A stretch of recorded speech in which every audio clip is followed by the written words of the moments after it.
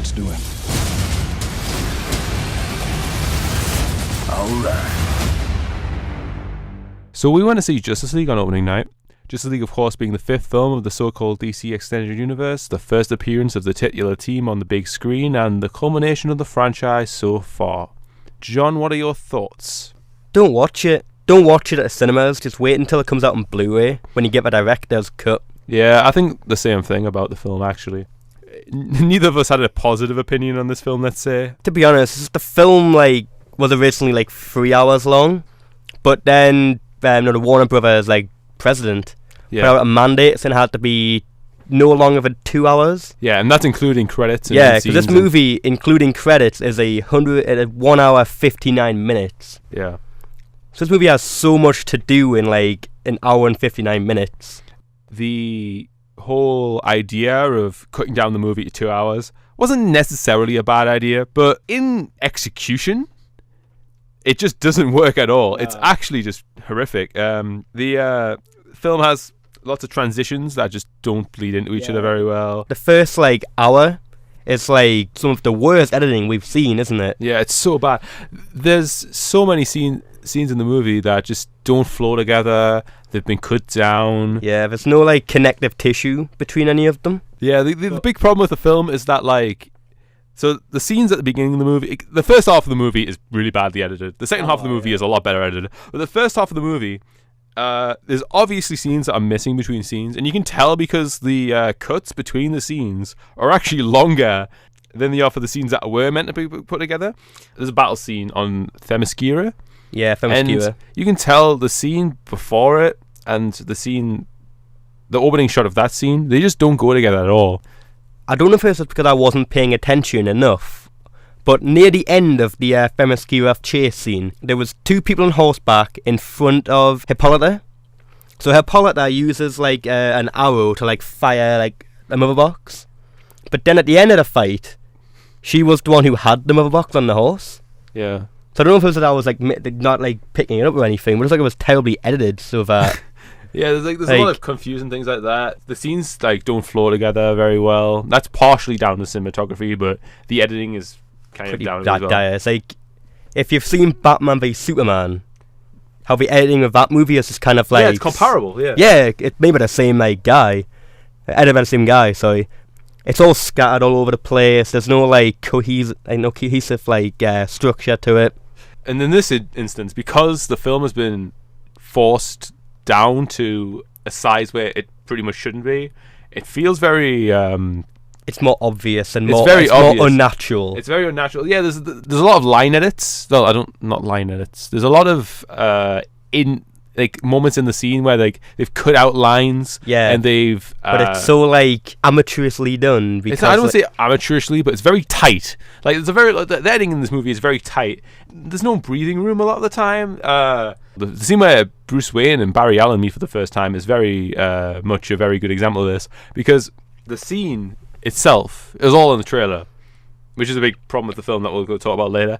But in the trailer, there's a lot more breathing room to the scene than there is in the actual film. In the movie, the outside of the car, Barry Allen says something about just any random talking because he's nervous as hell beating Batman, and then he asks a question to himself, and then it's just a hard cut to inside the car, and he's instantly so what's your superpower? It's just kind of jarring because you can just tell that there was more to be said before we got to that. And there's more to be said after as well. You can imagine that there's actually more dialogue, and it feels like there's more dialogue after that moment. It's it's unnatural pauses. Yeah, there seems to be a lot of jarring, minor, abrupt changes. The climax of the film very much suffers from this at the same time. Oh yeah, there was after the movie came out and people were like, "Oh, this movie's so cut down and choppy and stuff like that." They kind of released this list, which we can't confirm is true, but we can speculate that it kind of is from someone who claims to have seen the movie at a test screening at some point. Yeah, so take that with a grain of salt. But what he said that there was an hour cut from the movie, which there kind of was. Because everywhere says it's 2 hours 50 minutes. Basically, the hour being cut from the movie is pretty much confirmed. But they said that it was about an extra 15 to 20 minutes for the climax, which would make sense because the climax here is only like 13 minutes long. It's like a highlight reel of like, you know, when you watch a boxing match or like any like sporting event, and the team who wins gets like, when I'm not sure, like a sports channel, like a highlight of like the best moments of that team. Yeah. It's like that. It's like the Justice League beat Steppenwolf, so they're showing all the Justice League's like greatest highlights from their fight. it's like the match of the day. Yeah, it's like match of the day where you just like underplay Steppenwolf, so he has like very little offense in the fight. He looks like an absolute joke, and like Justice League just boss him. Yeah, the biggest problem with it is that it kind of reduces the amount of like urgency and the amount. There's no stakes. There's no tension. There's no stakes and tension. You never feel like anyone's at risk of dying or like getting defeated. Even like when Cyborg gets his like, spoiler by the way, gets his leg ripped off, that's like still like nothing like, oh my god, like, they're gonna lose now, because like the next scene, like they've already fought off Steppenwolf again, and Batman's like mending his leg. Yeah, a lot of the problems as well, like with the editing, also kind of impact them from a narrative point of view, especially in the first half, where not really much happens in the first half that's particularly cohesive. Not even interesting, really. It's mostly down to the fact that we keep meeting characters who are at the beginning of their own character arcs, and we meet them all. They actually don't really have a character arc, and then somehow we're in the middle of the movie. Yeah, that's the funny thing. That's how you know there's been like a lot of this movie cut. Like a third of the movie was cut off, because all the characters get introduced.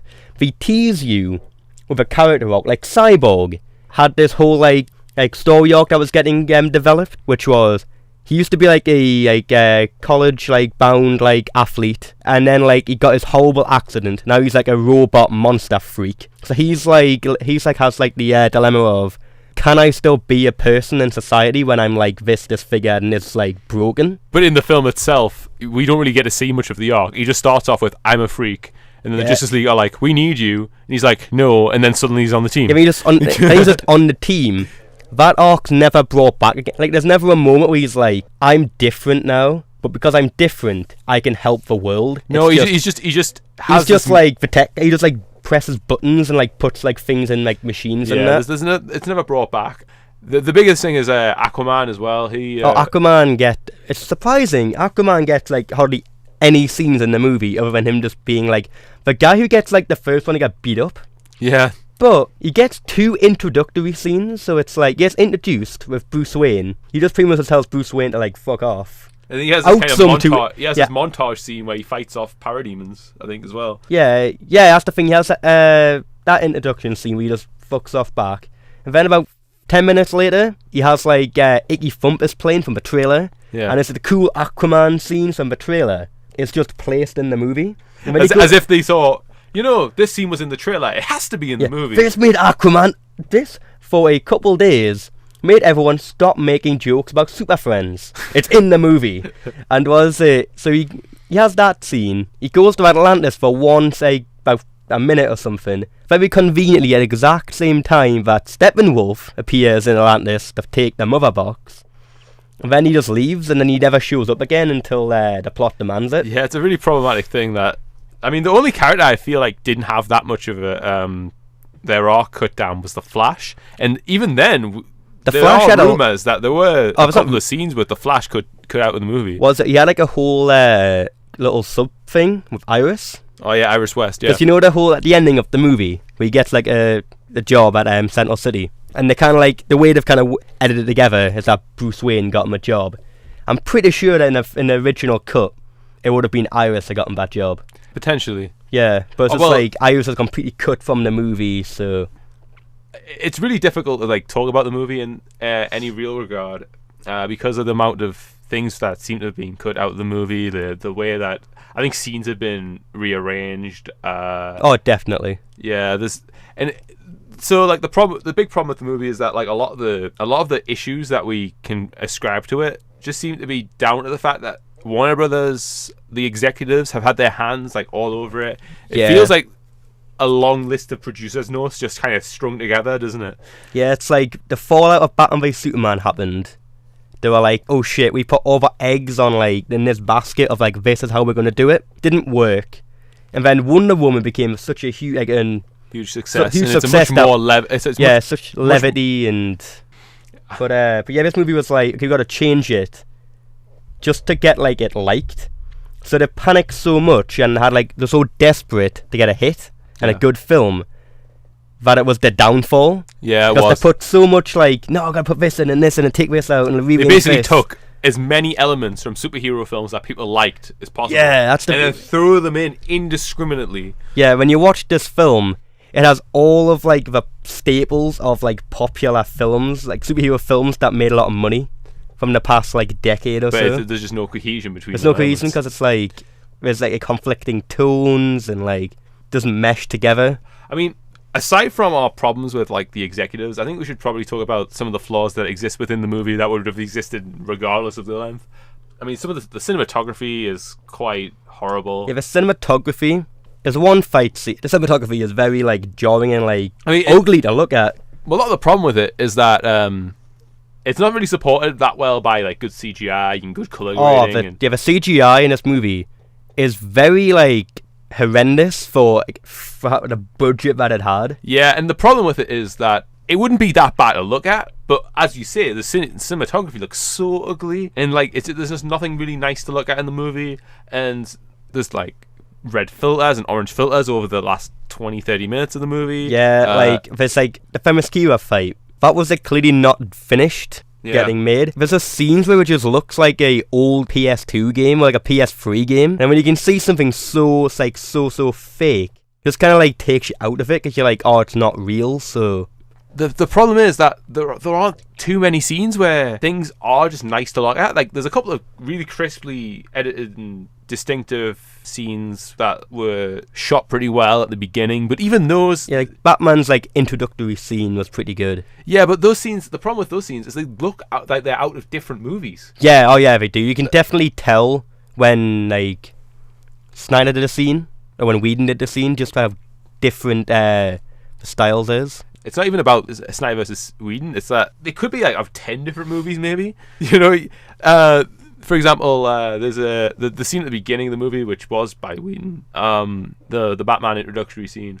It looks like it's out of the 1989 Batman film. Yeah, you had the Batman 89 like theme in the background as well. Yeah, it looks like it's very gothic. Gotham looks really gothic in this movie. But then before that, there was the mobile phone scene that's kind of like which ripped was like off an obvious from, like rip off of their Homecoming, which you can tell is a reshoot because Henry Cavill's got the horrible lip. But yeah, as I said, the scenes don't cohesively stand together very well. Tonally, everything's very jarring. It's not just Snyder versus Whedon. I think part of it is like Snyder having a bit of a identity crisis, realizing that people didn't like Batman v Superman because it was too dark and too dour, and now he's trying to inject levity in the movie. It doesn't necessarily work with his own style of filmmaking, and then when Whedon adds more on top of it, it comes across as half of the movie being really dark, and like, half of it being like jokey joke. Batman's the perfect example of that, because Batman in the first half of the movie is very serious, like he's like gritty, and he's like he's like not like he's humorless. But then the second half of the movie, he just randomly starts putting out jokes. Yeah, and it's like it comes out of nowhere. It's just like he's like bipolar or something. Part of it's because now he's surrounded by like-minded superheroes. But I do agree that it is a little. Yeah, it is a bit of a problem tonally. It's a bit of a mess. Ben Affleck himself doesn't seem particularly. He's not 100% invested. Which like he seems like he's quite bored during like a lot of the scenes. Yeah, he could just tie that down to like he's just playing the character of Bruce Wayne. Yeah, and Bruce Wayne himself is quite a serious character. So yeah, he's kind of obviously Ben Affleck will seem a bit standoffish and a bit monotone anyway because that's the character he's playing. But there are times where it just seems like he's looking off in the distance, or he's just staring for the nearest exit just to run away. It's a bit of a shame because he is a good Batman. Oh, he's a good Batman. When he's playing Batman, he does it pretty well. Yeah, he's not playing Murder Man like in Batman v Superman, and he just plays Batman. Like if you put him on like a rooftop, just made him like brood of a gargoyle or something. He is just Batman. Yeah, he does it all pretty well, and like he's probably the only one of the cast who I could actually complain about, really. Ezra Miller's great. Ezra Miller's great. Like the character of Flash shouldn't have much to he didn't have much to go on with Flash because like a lot of it got cut down or underdeveloped. but he elevated a lot just with his natural like charisma and like charm. Yeah, I think part of it as well is though. We say Ezra Miller's great, but he is a bit of a divisive character. Oh yeah, he's like if you don't like Ezra Miller and the other films that he's been in, you will not like Ezra Miller. Yeah, he's very he's like Marmite. You either love him or you're gonna hate him. Yeah, well, let's say he's much more reminiscent of like Wally West from the comic books. Than that's the weird thing about Barry Allen. It's the weird thing about the Flash. We always go with Barry Allen because he's like, I can't even say he's like the most like iconic one. He's Jeff Johns' favourite, and he's always involved in this stuff, so he's getting in. Yeah.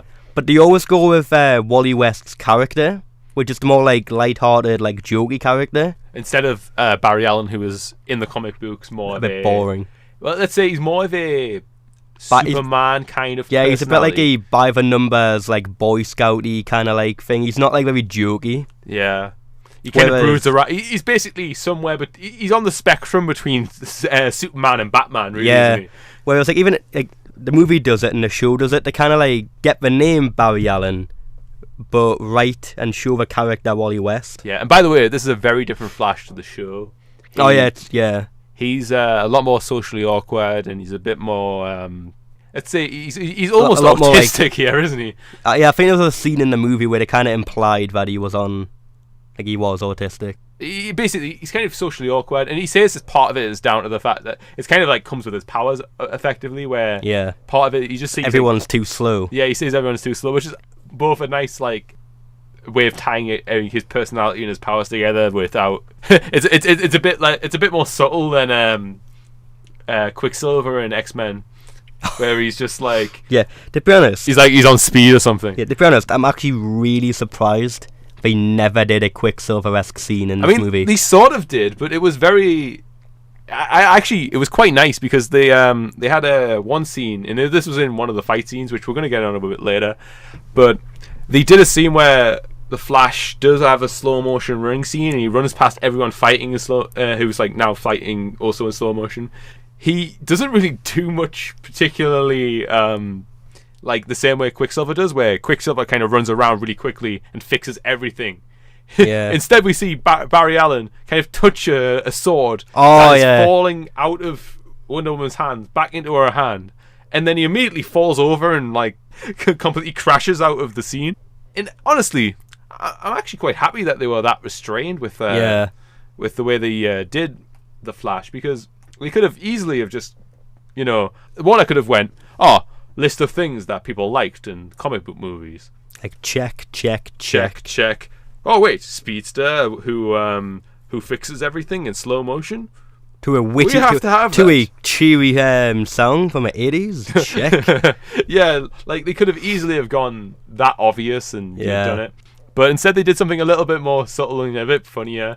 I actually kind of like Flash's character. I know I pretty much was like shit over the character before, for how underdeveloped he was, but he actually more if I think about it, he's actually the only one that actually has an arc in a way. Yeah, he's the character who's like lonely, awkward, doesn't have anyone like friends, and he's never really like saved anyone before. Yeah. And this one, he gets like a friend. He gets friends in the Justice League. He isn't lonely anymore, and he gets like the pep talk by Batman, which Batman he's like, I've never done anything before, like I've never saved anyone, I've just always pushed pushed people away and then ran away. Pushed people over, then ran away. Which is a great line. It's really cool. His execution's great. And then like Batman's like, just save one person. Just save one person, and then you'll know what to do. And then the Flash like saves one person. Like he just says, right, I'm gonna do this. Runs in, grabs one random person, then he's like, I gotta save another one. During this I think of like different opinions on this fight scene itself. Yeah, I think the fight scene's cool. You don't really like it. Yeah, this fight scene made me nearly be sick. I think it's not really well shot, but everything that happens in the fight scene I like. Yeah, but the way it's presented, there's so much just random visuals getting thrown at you, so many like awkward angles and like horrible cuts that it was like hurting my head and making me feel sick. That is a problem with all of the team fight scenes in this movie. Yeah. There's only two. Yeah, I can describe the fight scenes, it's like a Michael Bay Transformers movie on crack. Yeah, like it's nowhere near as inconsequential feeling, and I don't think it's quite as badly shot, but the editing just kind of makes everything feel like you don't know the space in which you're in, and it's especially kind of bad in this part of the film because it's in such an enclosed space where there's 6 people. Well, at this point in the movie it's 4, but there's 4 people fighting against Steppenwolf, who's about 11 foot tall. There's hordes of parademons. Parademons, and then they keep cutting away back and forth to different characters, and it makes things very confusing. Yeah, it's just going from like really fast-paced like action to really slow-paced, and then straight back to like fast. So it's like there's no like progression. It's just like one end to the other end. And then we'll go to slow motion, and then away from slow motion. Yeah, so it's like really like just quick. There's no like flow to it. Yeah, and I think part of it is down to probably the editing. Yeah, I don't know if it's partly down to the editing. I think the blame here can be ascribed to Snyder a little bit. I think he needs to be. It was a little bit unrestrained, let's say, and the editing just makes it worse. And I think the same thing can be said about the ending scene, where it's not nearly as nauseating, but at the same time, there's not any stakes or anything like. There's no stakes. You don't know what anybody is. Characters are just jumping around, like jumping 50 feet. You know, they're not necessarily like doing anything. Like it struggles to kind of connect to form a bigger picture. It doesn't do what the ending scene in Avengers does, and part of the problem as well is that the climax scene, I think we mentioned this earlier, that it's about 20 minutes too short. Yeah, it was 13 minutes in length, which isn't really that lot. It's kind of really short for like a final climatic like battle. But like the leak said that it was like cut from like 15 to 20 minutes. It seems to be very problematic because, I mean, Superman shows up at the end and kind of saves everybody. But before that, there seems to be no real sense of struggle. Like, there's no need for Superman to come in and save everybody. It's like Superman comes and just beats them in like 5 punches. Yeah. So we get about 30 seconds of the other members of the Justice League struggling. Yeah, like Cyborg gets a leg ripped off. Flash gets like his leg slit or something or whatever. Yeah. And then Batman just runs out of bullets in his gun. Yeah, and he's very confused. He's like, what? Guns without a bullets? Yeah. he's like, this didn't happen when I was mowing down criminals the last movie. Oh, speaking of that, Jim Gordon's in the movie for like 2 scenes, and it's really great because they talk about like the parademons, and he's saying, oh well, this big like bat-like monster with fangs stole 8 people. And he's like, I know what that sounds like. I know what it sounds like. But the guy's been fighting crime for 20 years. Do you really think he'll go to Metropolis and kidnap 8 people? And I'm like, he probably would have in the last one, he went to Metropolis and killed 20 people. So yeah, don't really put it past them. Jim Gordon is actually the light in this film. I love the there's a scene that they put this on YouTube where the League kind of meet with Jim Gordon, and he says, "Oh, there's been people being kidnapped by this monster. Here's the perp," and he hands Batman this like childlike drawing. It's like a scribble of a bat monster. Yeah, and it's just such like an underplayed like subtle. It's very like, dry scene. humor. Yeah. But actually, that brings up a pretty decent point that I think we haven't talked about yet.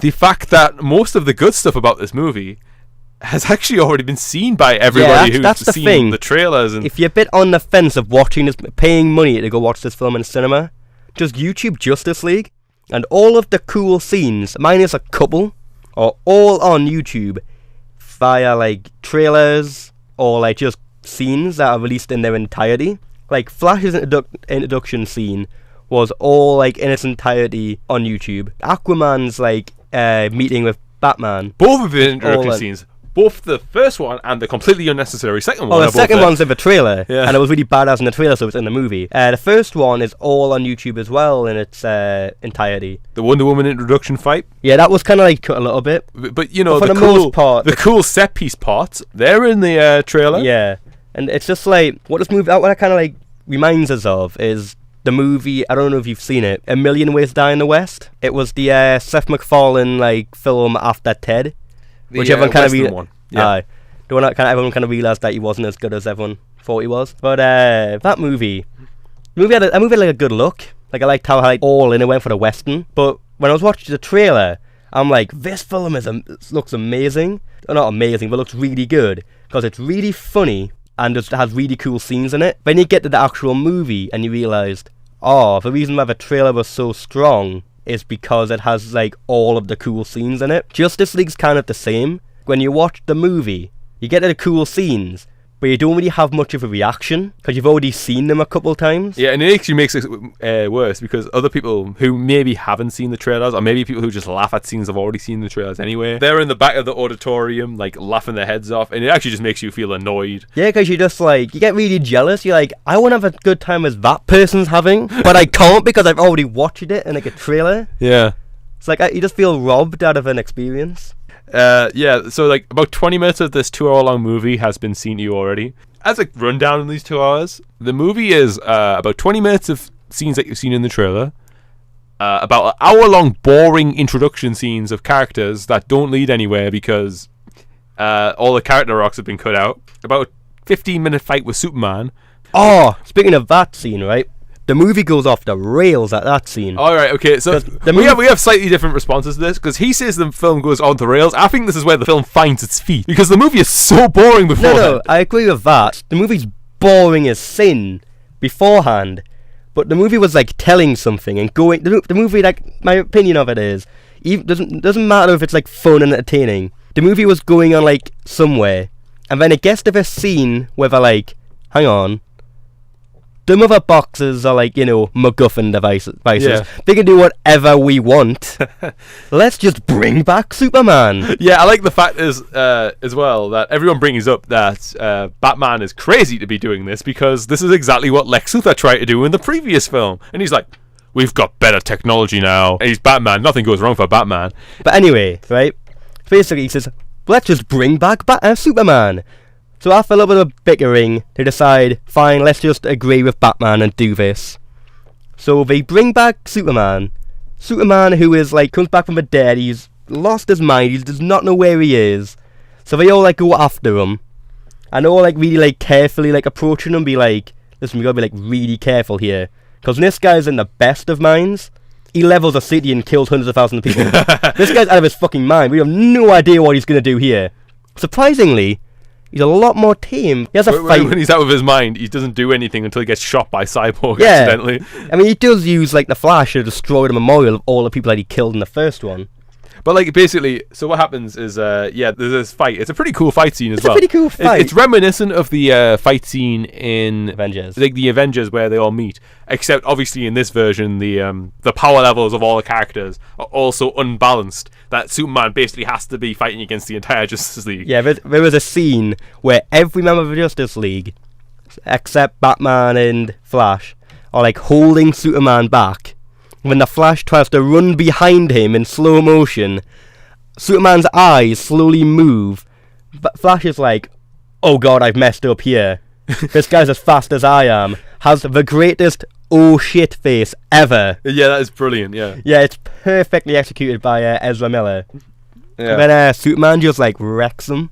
That scene was weird. It comes out of nowhere and it makes you go, what the fuck is this film turned into? Because then it gets even better. Because after that, Wonder Woman and Superman engage in a game of headbutts.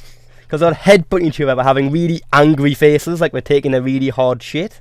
Yeah. And then after that one, he finds Batman, grabs him, close up of Superman's CGI face, and then just very patronisingly and like condescendingly just shouts, "Tell me, do you bleed?" It's the most like it's amazing as hell. But after like that all like calms down, Lois Lane comes, Superman and Lois Lane fly away together. And you just left thinking, what the fuck was that what scene? the fuck's going on? We're like, what the fuck's just happened? Yeah. And then everyone in unison hears like this noise and all turn around. And it's just like a teleporter like shooting up. And like Steppenwolf has just stolen the mother box.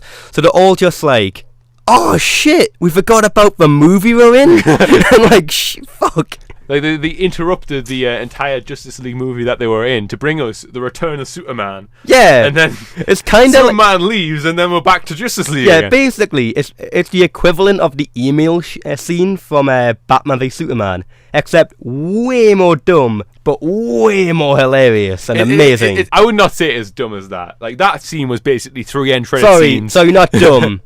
very schlocky and just unadulterated, just madness. It was pretty fucking mad, but it brings the movie into life, because before that you've got like it's a 70-minute mark or something. So when they bring back Superman, so before it goes back like 70 you've minutes. got like an hour of boredom, and it's so long. And that's the thing. You can get some kind. The thing is, more I'm talking about the movie now, I'm kind of enjoying the last like 30 minutes of the movie, not because it's good. Just because it's so just fucking like... It's fun. It's so fun and just compared to the first half of the movie. Like, it's not even good, but it's like, fun. It's not good at all. It's awful. Like, it's awfully made. But it's as if, like, the filmmaker's just like, fuck it, we've had enough. Yeah. Let's just have, like, schlocky as hell. Let's stop trying to, like, pretend that this movie's ever going to aspire to anything great. Yeah, so it's just absolutely just madness. And it's like, just... that scene is really mad. And, like, the problem is, if every scene in that movie was as fun as that scene, we could probably forgive it for its flaws. Yeah, but it's just most of it isn't. It's just so boring. Yeah, so it's like, when it's... The thing with problems and, like, with movies is, if you're having fun, problems will be there, but you won't notice them. Yeah. It's when you are bored, and when the problems are, like, glaring to you, that's when it's a problem. Yeah, like, the first half of the movie is especially badly made, and barely anything happens, like, that builds up, other than Batman finding all these Justice League members. Honestly, the film could have given us 3 really quick introduction scenes, and then the Justice League movie happens, and it would have been fine, because we already know who the Flash is. We already know who Aquaman is vaguely. We don't need the first half of the movie to be spent introducing these characters if they're not actually going to have an arc before the whole team comes together. You can have one or the other. You can have an hour-long first half of the movie where everyone has an arc and they bring all the characters together slowly, but eventually amounts to a lot. Or you can have, we'll just have a couple of introduction scenes, everyone's together, okay, crack on with the movie. They don't really do it. They have this horrible kind of mismanaged hodgepodge where, like... Yeah, it's kind of the problem with the first half. Yeah. Is that I know that the movie is like an ensemble movie. Yeah. So, like, all the characters are main characters. But ensemble movies still have, like, a POV character. It's Batman, really, in this it's meant to be Batman, but after, like, Batman does a couple of things, he fades into the background, doesn't do anything in the rest of the movie. Wonder Woman, even though she's like a less important Batman, in which he doesn't do anything at all other than talk to Cyborg. Flash has a couple of funny scenes, and he has like... He's more comic relief. Yeah, he's more comic relief, so he's like, after like, you get interested in him, he kind of disappears. Aquaman gets nothing, so he's not like engaging. Aquaman has like one. He has a couple of good comedic scenes, and he has like one decent character moment. Yeah. And the character moment is also kind of comedic. It's actually a really comedic scene. Yeah. So basically, Cyborg has an arc which started and then just got dropped, like I think I said. So there was no real star of like the movie to latch onto. To be honest, I think the star of the movie is probably Gal Gadot's arse. Because, they show more of that than they show her face, probably. Because we were talking about, like, the start of the video, where there was, like, cuts between scenes, where you knew that there was, like, more to be said. So there was no breathing room. All of the breathing room is all given to whatever tracking shot or close-up of Gal Gadot's arse it is. Yeah. There's amazing... There's a scene where Cyborg and Wonder Woman meet at night, and, like, they have... only a few lights on set, obviously. Yeah, and all pointed towards her. Yeah. There's like a scene where like she's wearing like really tight jeans and something, and like they're showing like a really like look at this. This is what we want to be looking at. Because there's a light on it, the camera's on it. It's like, but if could you objectify her more? It's like but then you get a better one. Okay, by the way, that scene is amazing if you think about within filming the movie, because it's just a guy just like following her up the street with a camera pointing at her arse. Yeah, if someone was doing that on a street without the context of it being in a movie, he would be arrested and jailed. Yeah, but anyway, so the next scene with it, another scene with it in, is it's when the Batship like arrives back at the Batman's house, and the door opens and like Flash and Batman are there. They're in the background, and Wonder Woman's in the foreground, like right in the front.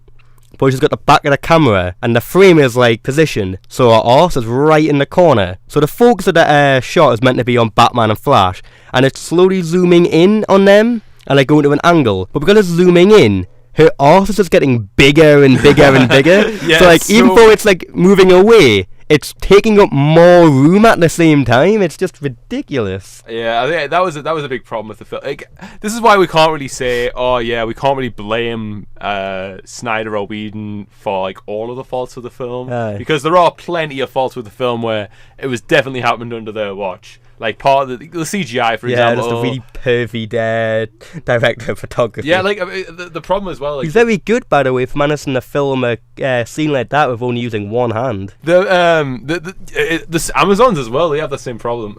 Yeah, I think a lot of people have made a lot of conjecture and like talk about that already. Yeah, there's like there are a lot of problems with the film that we haven't really brought up yet. Like I said, the climax, we said it's too short, but there's really some sort of problem with the film where they don't bring it. They bring in Superman, like, and for what they do with Superman, they don't really do enough of him. Like, they don't have enough of him. Like, he's in the film as Superman for about 5 minutes. As shirtless guy who wants to kill all the Justice League, like he's in 10. there for 10. Yeah. And then, like, as Clark Kent, he's in there for, like, 5 as well. Yeah, he has, like, 20 minutes of screen time. But when he actually shows up as Superman at the end, that is the best on-screen performance of Superman since, like, Christopher Reeve. Yeah. Because he gets, like, only a couple scenes, but every scene, like, perfectly, like, captures, like, the spirit and essence of Superman. It kind of like, this movie, I think it's like fair to say it's like a huge like course correction of like the DCEU. When you do a negative reaction to Batman v Superman, so this Wonder Woman's kind of same as well. Was like Wonder Woman's like more like light-hearted, a lot more levity. Yeah. So the first thing Superman does when he arrives is like he says, "I hear innocent voices," and just instantly flies to save them. That's like a complete 180 on a Superman of Man of Steel, who would level a building to fight a guy, murdering loads of people, and then making it of his girlfriend on the broken remains. This actually leads into a really good comedic moment where like Flash comes and saves this one family, and this family is like, this is the only family we've seen from this entire Russian village where they chose to randomly set all aligned. Yeah, that's kind of sorry to like stop you for a second, but that's one of the things. No, we were talking about how this film has a really good ending, doesn't have much stakes or like tension. Probably because there's only like one family. Yeah, there's one family in the entire Russian village. It's like basically abandoned effectively at the end of the movie. Yeah, so basically they show this one family throughout the entire film, and then like at the end, Flash saves them, and like it's quite a triumphant moment. And then Flash turns over to see Superman, who's carrying an entire building of people, presumably, away from the this, like, what is it, like, terraforming fog that, like... Yeah, the red mist. Yeah, like, basically, Steppenwolf has this, like, desire to turn his planet into his own planet or whatever or something. Steppenwolf is, like... I don't know if it's because he was cut from the movie or what, but he's one of the most underdeveloped villains I've seen for a very long time. Yeah, like... He makes Malekith from Thor 2 look like Heath Ledger's Joker. Yeah, he's very reminiscent of... I was going to say he's very reminiscent of like some of the early Marvel villains, but even those, that you knew what they were doing. Yeah, the thing with Steppenwolf is that his like reasoning for doing things is never really defined. Like, you get one throwaway line of dialogue where if you like zone out or someone cough, you'll miss it, which is just saying stuff like, "I want to ascend the ranks at Apocalypse," and like he brings up Darkseid. Be by my nephew Darkseid's side. But if you like miss that one line, which you will never understand what he wants to do, but even then, we never really like expand on it. They only bring up his backstory as well in this horrible, jarring exposition scene, which is reminiscent of the one from Wonder Woman, except done like 1,000 times worse. Yeah. So Bruce and Diana are like, they're walking in the park or something. I can't remember what they're doing. It's around Bruce Wayne's holiday home. Yeah, they're doing it. Yeah, around his house. He's asking about what the mother boxes are. He basically asks about what the mother boxes are, and he asks about Steppenwolf. And Diana starts talking to us in her normal voice, and then it very jarringly cuts to her expositing over like some sort of like as a voiceover at a very different volume. The sound editing here is horrible. At a very different volume, she's expositing over this flashback scene, which she obviously wasn't there for. Oh yeah, definitely not. So it's a flashback that she's not even having. in which she shows, which she talks about how all of the humans and Atlanteans and Amazonians all banded together to stop Steppenwolf the first time and seal him away. And by the way, they never explain how he got out. He just did. Oh, he never sealed away. Just he escaped. He escaped and went back to Apocalypse. The thing I like about that scene as well is that the first time he actually had to fight, he brung millions and millions of CGI monsters. But then when he fights for Justice League, or when he comes back the second time, if you lose a massive fight, a war, you'd come back the second time with double the army, not 30 people. He got destroyed by about 100 million people the first time, and then now he's getting... Yeah, hang on, there's 7 billion people on this planet. About a couple hundred. Yeah, I think now it probably stands to reason that Steppenwolf is not the greatest thinker, because he's just kind of made things even harder for himself. And the worst thing is, he's probably one of the biggest problems of the movie outside of the actual production problems, because he isn't required to be anything special as a villain, right? We can have an excuse villain, right? It doesn't matter, because the film is about us seeing the Justice League on the big screen. That's what we're there for. That's what we're excited about. But he's not even a good excuse. He's a shit excuse villain. It's he's very lazy. He's very lazily conceived. Yeah, the thing that the least you should do for a villain like this is just give him defined goals and reasons for doing things. And just make him menacing. Yeah, make him menacing. Give him a presence. I don't know. I think it is because he was completely CG, and the CG in this movie, even though it was the second most expensive movie ever made, the CG is really bad in places. Yeah, it's mainly on Steppenwolf. Uneven. Yeah, Steppenwolf is bad CG. His face does not look like it's actually there. He has no personality or no presence about him.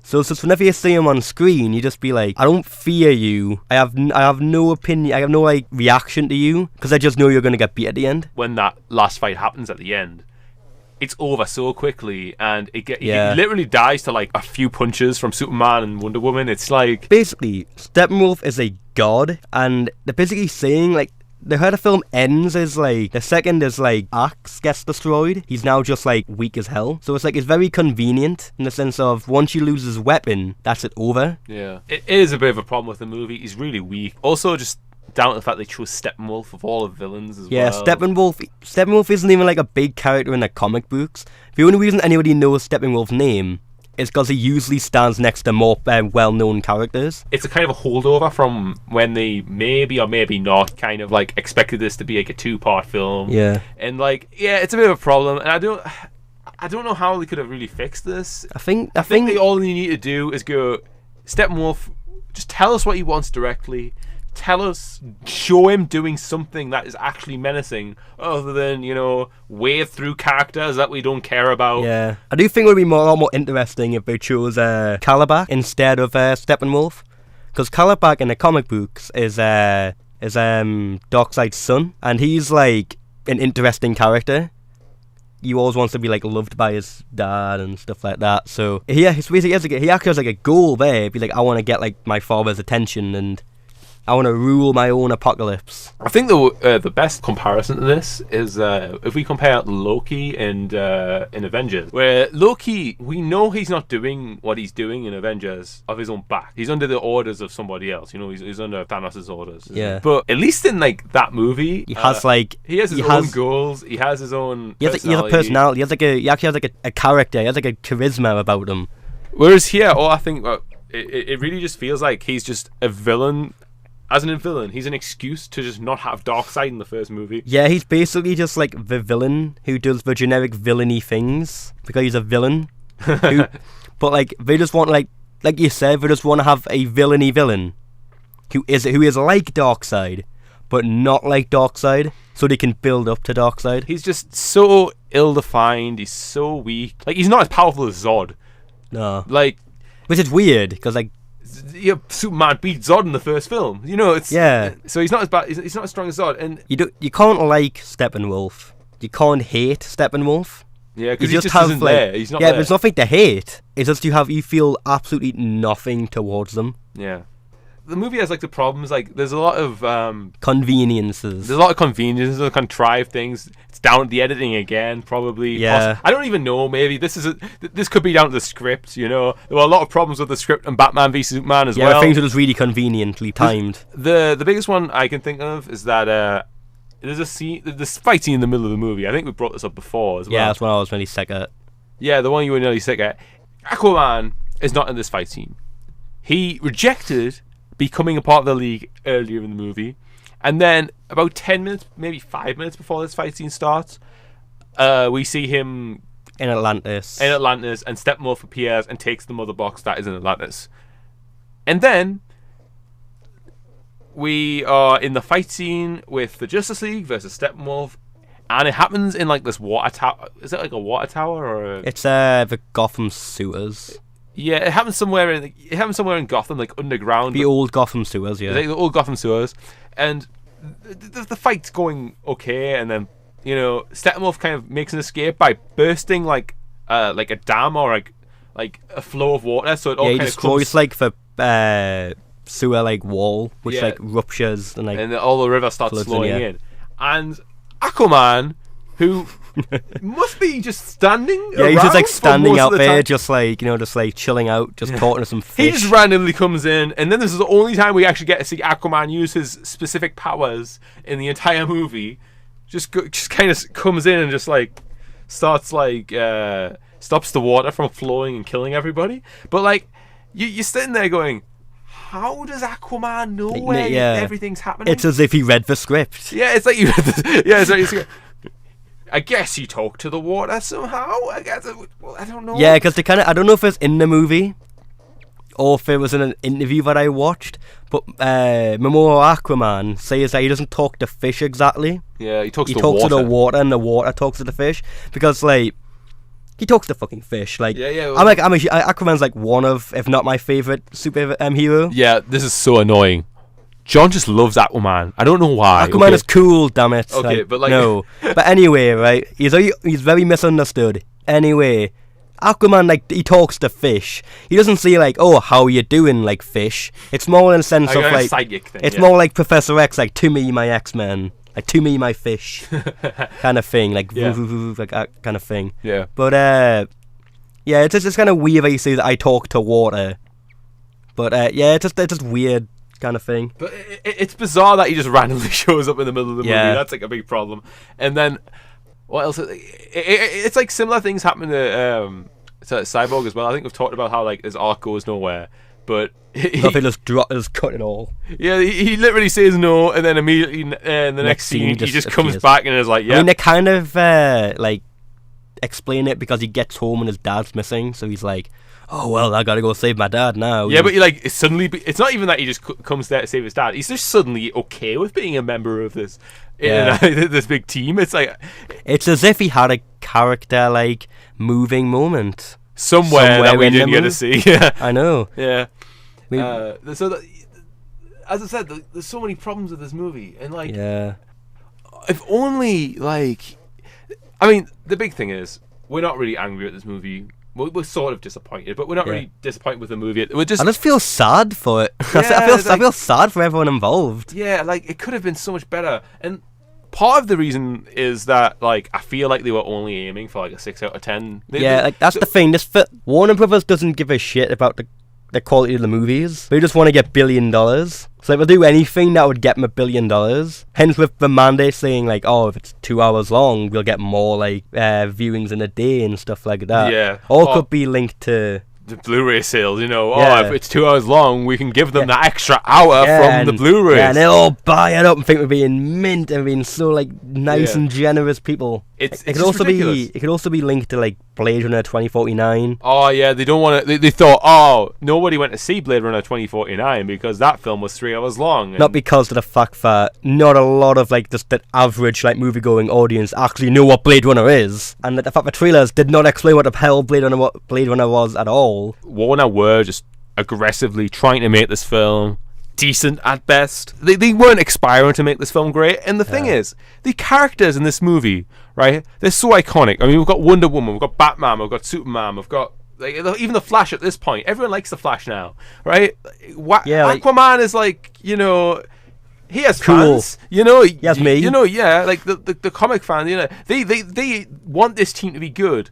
Cyborg has fans, even, you know. There's a Teen Titans member, so like, it's baffling. Everyone loves these characters, yet they go for such a average at best sort of outlook on what this film could be, and it's so annoying. Like, it's really baffling and really, like, kind of hurting in a way, in the fact of characters like Iron Man, Captain America, nothing against them, but characters that aren't as iconic as, like, Superman, Batman, and Wonder Woman. Superman is the first ever superhero. You know? Yeah, he is. Like, if you show someone a picture of the S logo, everyone will say that's Superman. If you show someone the Captain America shield, they'll be like, "What the fuck's that?" Yeah. People will know now.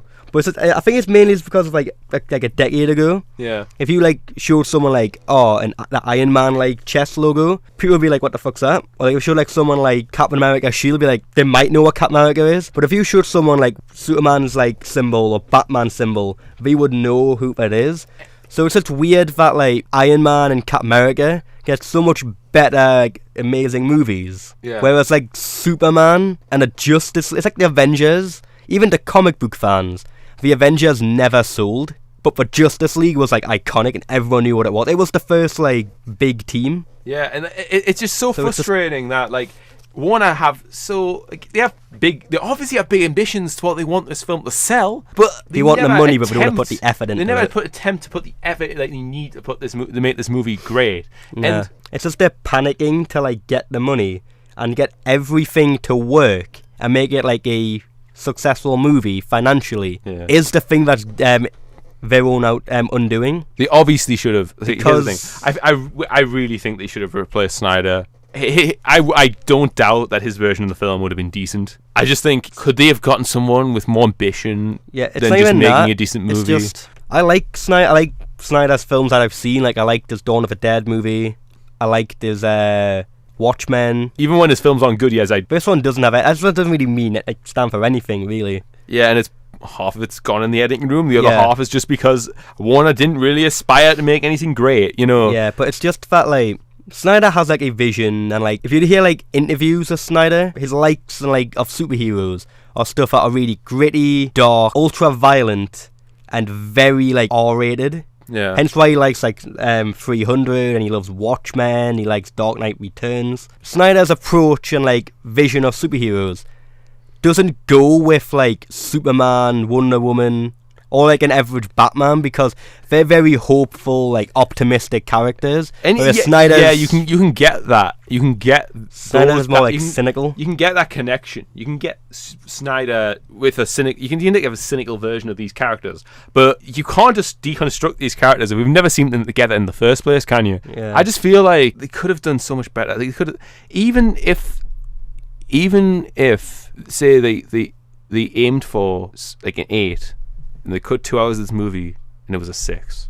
Yeah, it would be fine. But I mean, it was a 6. They cut 2 hours, and now I think we agree. Yeah, it's a 4 out of 10 film. Yeah, and yeah, there's just the way too many problems with it. The thing we don't even hate the movie. We think that most people who watch this movie, if they're not too caught up with the technical aspects of the film, yeah, they don't care too much about like editing or like cinematography. If you or can like look past a bit of bad CGI, yeah, I think if you just like turn your brain, it's a type of film. If you turn your brain off, you'll like it. And and honestly, that's not even me like bashing the movie. That's me just going, you know, it's just if you like, it's a nice, let's say, popcorn film, and it's not like a.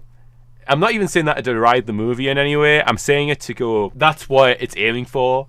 Yeah. And it kind of hits those moments without gaining anything else. Yeah, this movie like hits certain points, and honestly, but never pushes anything. Maybe it wouldn't have been that bad if we hadn't been exposed to like so many other great comic book movies. Like, you just look at this movie and you compare it to like even The Dark Knight Rises, and you just see like Christopher Nolan made that movie, and his filmmaking was on such a high tier compared to this. Yeah, so it's just that's the thing I heard. One of the YouTubers that I watch have said that this movie is like the best movie to come out in 1996. Yeah, it would. Because it would have been a great movie. But as stands a comic movie from 1996, it's amazing. Honestly, it breaks new ground. It's amazing. It is. It's true though, isn't it? It's like the way that I would like compare this movie, where we're talking about like all the exec and producer like fiddling around. It's probably this movie's like the DC's equivalent of Amazing Spider-Man 2, a movie which could have been decent. Like, I don't think the script of Amazing Spider-Man 2 it wouldn't have been that good, but it would have been like decent. This film could have been like decent or like above average if we just didn't start like meddling with it and like changing everything. Yeah, because like it's not even the fact that they added Whedon, it's more to do with the hour they cut out. Let's compare it to Amazing Spider-Man 2. That movie was pretty well done, like for the script that it was working from, and it was in the fact that they tried to interfere with everything that was going on to such a massive degree. And one is kind of similar here, where they've obviously mandated so many extra changes. They bring in extra people. Obviously, Whedon replacing Snyder wasn't a Warner Brothers decision. Yeah, it's because of family problems. But the fact that they chose Whedon very much shows what they wanted.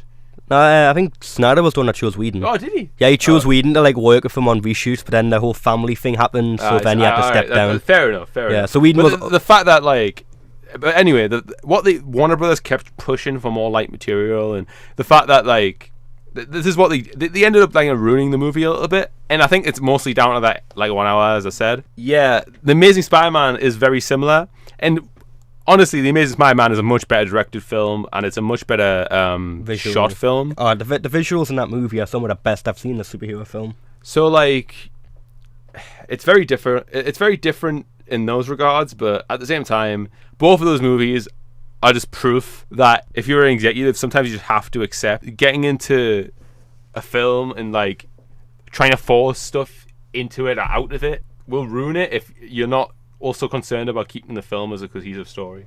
Yeah. So, I mean, we've covered all the positives, I think. We've covered how much we like Barry Allen. Barry Allen was he was a breath of fresh air in the movie. Yeah. We're both looking forward to Flashpoint. That's going to be a great film, I think. Oh, yeah. I'm looking for... It's really weird, because I like Flash a lot, and I actually really like the Flashpoint story. It's actually one of the first comic books I read when I first got into comic books. I cannot wait for Jeffrey Dean Morgan Batman. Yeah, neither. To be honest, I want to see where the hell can they go with that one? Because that was meant to be an extreme Batman who used guns and murdered people. How can you do? But like, here's the thing. So we're gonna have a good. I think we're gonna have a good Flashpoint movie. Oh God. What? Imagine all of it, the weird like Tumblr like pushes they're gonna do with like Batman, and then like Lauren Cohan, or I think that's her name, Maggie from Walking Dead, Joker. Oh man, they're gonna be shipping them so much. But so I think we're gonna have a good Flashpoint movie. I'm very the end credit scene from this movie, the very end. Oh, there's 2 post-credit scenes. One of them, it's fan service of a comics old debate about who is faster. In this post-credit scene, they actually like had like a race. I like how they reference that that if Superman is faster than the Flash, it would be to the detriment of like the entire point of the Flash, because he says, "Oh, if I win this race, you're off the team." yeah. That's a pretty good line. Imagine Man of Steel Superman saying that. This is red eyes glowing. Yeah. If you lose, you're off the team. So they have that building a fall on you. They have that scene, and then there's a great scene at the end where we have Deathstroke's introduction in preparation for his. And he looks very film. Comic accurate. He's very comic accurate. I'm surprised when he took his face off. Like I thought it was going to be like the Arrow Deathstroke. We said like the greyish. And by the way, we like the Arrow Deathstroke very much. Oh yeah, he's really cool. This one is very cinematically, like they use the makeup budget and everything just to make him look exactly the same. Yeah, because I thought it would be like, oh, he's gonna have like blackish greying hair, but now they go full on white, and he does look really cool. Like, so we get the comics Deathstroke, very well done. Here he meets up with Lex Luthor in the end credit scene. And Lex Luthor brings up that he wants to start an Injustice League. Yeah, it's like, we've got a league. Isn't it time that we have one? And it's very cool because there's so many options that they could have. Yeah, it opens so many story options. So, like, we're going to have a Reverse Flash from Flashpoint. We're going to have a Black Adam, Rock. We're going to have Black Manta from Aquaman, who I cannot wait for. We're going to have whoever they choose to play the Batman villain. I might even throw cameos in by Warner Brothers. Like the biggest villain. The thing as well is I didn't like Lex Luthor in Batman v Superman. Like, I thought, like, it wasn't like, I don't think it was Eisenberg's fault. It was mainly the direction that he got was like hammered up as hell and act really like awkward and like quirky. So I'm like, when I saw his face, I'm like, oh shit. Like, I'm kind of happy he wasn't in this. I was actually kind of happy he was cut. But I'm like, I'm happy to say that like he like toned it down a lot. Like, he restrained himself from like hamming it up. Like, it's still kind of there. Yeah, I hope with where he goes in the future is that he kind of turns it more into his social network performance, because that was a very good possible kind of, obviously I'm not going to try and say that Mark Zuckerberg is Lex Luthor or anything, but you know, but we're not saying he's not. It's something that could easily, like, you know, work as a Lex Luthor performance, and you know, I hope he goes there like in the future. Who, Eisenberg or Zuckerberg? No comment. Anyway, so yeah, I hope that they do live up to our hopes and expectations. Well, not expectations, but definitely hopes. Yeah. Because, you know, there's a lot of potential there. And, you know, even though we didn't really like this movie, as I said, it's a 4 out of 10. We're still, you know, hopeful about the future. So, honestly, right, so we've been talking, like, this is the second recording session we've done for this. And both of them have been about an hour long. Obviously, we edit these videos down. So, we've been talking about this for like 2 hours now. So, I think we've come to the end. I think we've said everything that needs to be said effectively. This movie wasn't good. It's fun to talk about. It's a perfectly solid 4 out of 10. It's a perfectly underwhelming piece of shit, but you know, we can't hate it. You know, it's bad, but we're not angry about it. We're not angry, but it's very disappointed. So I think that's everything we have to say. And remember, our opinion is just... Our opinion means absolutely nothing, to be honest. Like, if you, like we've said, if you don't care about the stuff we've said about, like, editing, and you can overlook, like, that stuff. And if you enjoy seeing your favorite superheroes on the big screen, it's gonna be a fun time for you. Yeah. But, like, as I said, it's not gonna be for everybody, and yeah. If you think you're gonna enjoy this movie, you probably will. Just remember to like and subscribe our page, please. Yeah, like and subscribe to our channel, and also give us some suggestions on what you want to hear from us next, because we don't have that much in a way of films we want to look at, and we have a couple of ideas. We want to do an end of 2017 list, and we want to do a Christmas films talk, but you know, we don't really know what we're going to do next. So anyone has any suggestions or comments or thoughts, leave them down below. And yeah, we'll probably do them. And yeah, if you even want to defend this movie, we'll happily listen to you, as long as you be respectful. So that's it from us. Anthony's signing off. And John's signing off.